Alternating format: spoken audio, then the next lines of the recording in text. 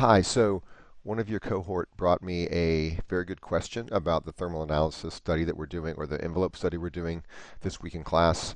I hope she doesn't mind me using her model. It's a nice model, and it's just easy to solve the problem with what I was sent. So here's the deal. She set up her thermal zone, and it ran fine. So she was able to model the envelope, the opaque envelope. But then when she added her glazing pattern, her windows, it didn't work. Here's the issue. In Climate Studio, which uses Energy Plus as its simulation engine, we cannot use curved surfaces in a thermal analysis. We can use them in daylighting, but not in thermal analysis. I can explain this in class if anybody wants to ask me about it, just a math question. But let's just solve the problem. There's two ways we can do it.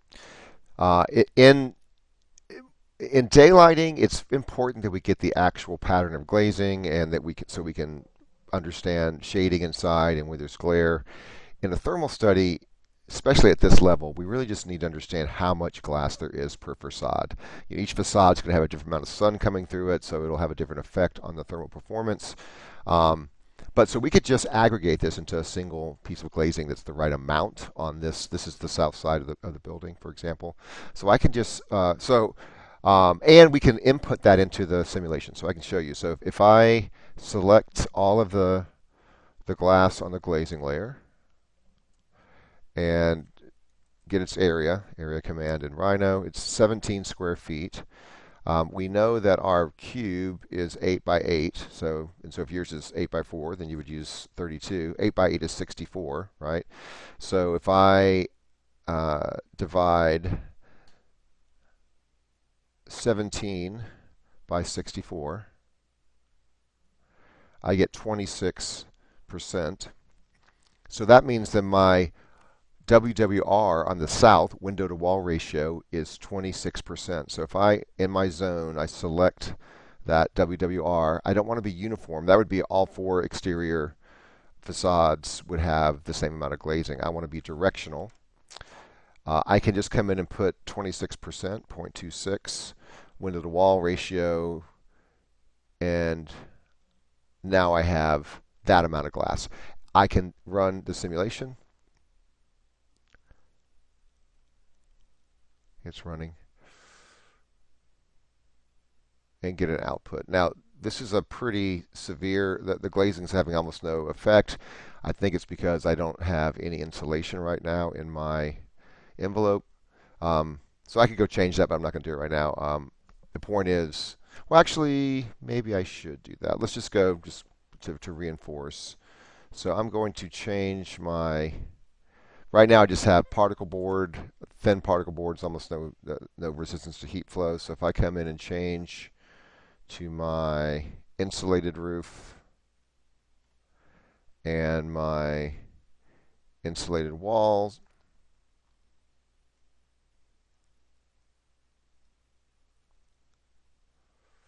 and I don't think I even said, did I say 0.2? I'm going to go 0.1 with my air exchange just to get that reduced also. Okay. I'm going to run this again. It's going to ask me if I want to save the other one. I'm going to say yes, because let's just, I'll start naming these. I'll say A, just, test, no insulation.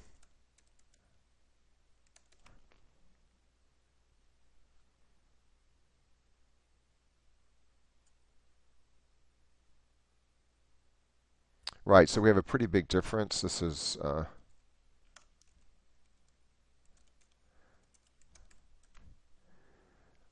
so if I look at, that's a pretty large change and by the way, I don't know if I mentioned this before. You see that actually the range here is quite different. So it looks like it's not changing that much, but we're going from, like in winter, the heat load or the energy balance on the gain side is about 2,000 with the insulation, and without it we're at almost about 5,000. So there's a lot more. The insulation really affected things. And we can also start to see our glazing here. I think the reason why this is so small right now is because probably I have a better performing glass in here than I thought I did. Let me go check that out. So I'm going to edit it. Yeah, see, I meant to start with that default glazing, which would be what we have in our, the plexiglass would be about this setting. Let me run this again. So now we should have a lot more losses from the glazing we do, right? So all that's starting to make sense. I'm gonna just throw this in here. So test. Now this is not a good name, but I'm gonna say uh, C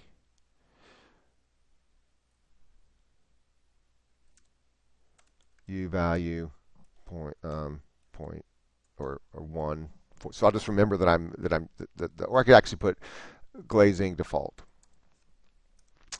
All right, so that's kind of a digression. But now, so this is making sense to me, and I could just stop there and say that's how I'm going to deal with my glazing on, and I could change these for each. If you had glazing on each surface, you could do the calculation. I mean, on each facade and make these changes, and that'd be fine. If, however, we want to actually see our glazing, this is what you can do.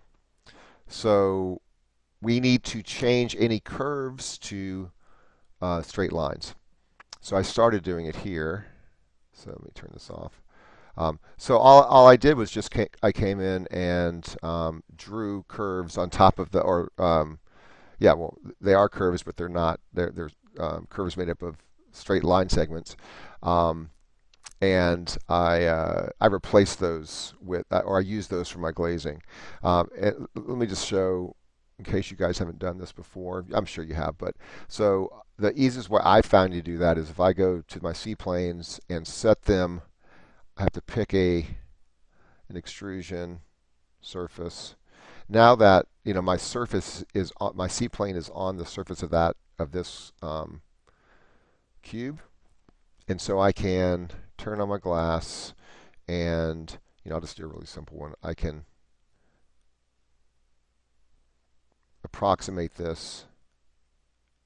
I'll just do it as a really simple so I can get it done quickly. Turn this into a planar surface. I can see it's closed. If it says open up here, it means that I've probably gotten out of plane. You want to close your surface. So now I've got a planar surface here. I'm going to move that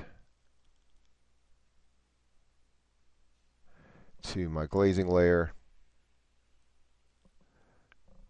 And so now if I turn these off, oops.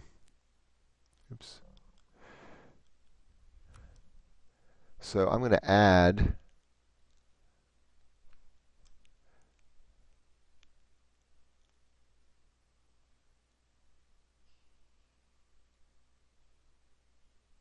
I'm going to make this into glazing, and you'll see that when I do this, it's going to override the preset percentage here. So I'm adding glazing. I'm just going to use the default, and now we have our glazing, and I can run this and it'll work. So we have two, and again it's running here, the DOS window. We have two approaches. One is to get the area and apply it to the correct surface or a facade, or we can actually draw it without curves, straightening out or it's a closed curve that is made up of straight line segments. All right, I hope that helps.